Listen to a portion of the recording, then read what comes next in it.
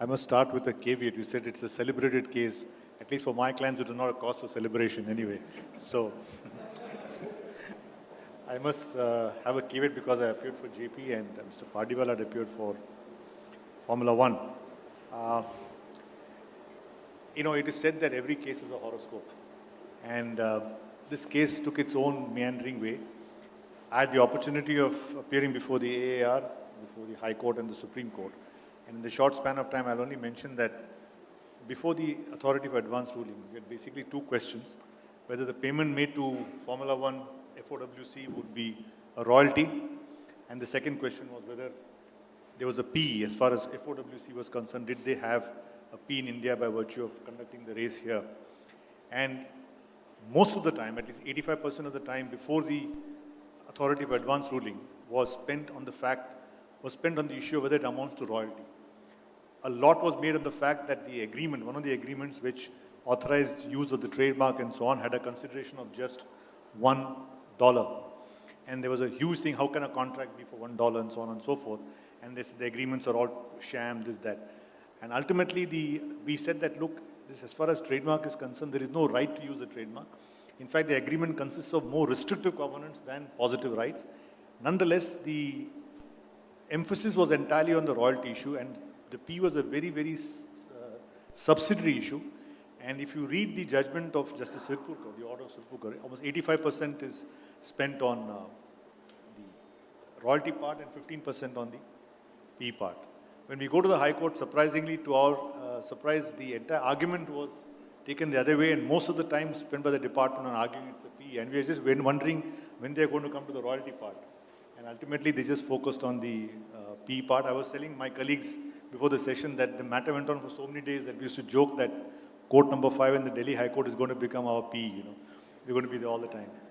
To our surprise, the Delhi High Court held that Formula One had a P in India. And what surprised me was that we had argued the point that, look, the race is just for 3 days. I don't know where the High Court got that 6 weeks from, but overall, say 2 weeks, the whole thing takes, because they have to move on to the next venue. See, they don't stay here for 6 weeks. They have to move on to the next. From India, they go on to Singapore or wherever. And we argued that these races are conducted in 21 jurisdictions or 22 jurisdictions. Most of them are covered by the OECD model, and except India, nobody has ever taken the view that they're having a P in India. And I thought it was quite obvious and perhaps very unusual to say that if you conduct a race in India for 3 days, it becomes your P.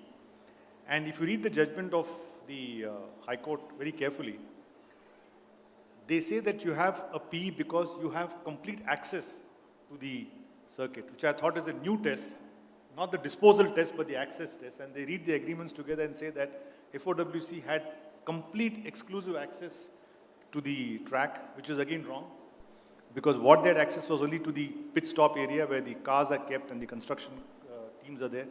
The paddock had some seats, but otherwise they didn't have full access. And I don't think the access test is the correct test. That was again affirmed by the Supreme Court. We took it to the Supreme Court. We thought we'd win, but life is full of surprises. And when the judgment came, it was again, it affirmed the Delhi High Court. So as far as Formula One is concerned, one offshoot, I don't know how far it's true, is that as a result of this judgment, I don't know how many events can be conducted in India. If I conduct a championship event every year for 2 days or 3 days for a week, will that amount to a P? Right? It's going to be conducted in a particular venue. It's going to be conducted in a particular stadium. Can you call it a P? And I think, as for discussion, I don't think the access test is a proper test. FOWC had no right of disposal over the circuit. They were just there for 3 days, of 1 week at the most. They just restricted JP from or others going into particular areas without their permission. So I thought that the Formula One judgment was wrong. But then that has, as you said, lowered the bar, and it becomes that much easier to establish a P for a foreign entity.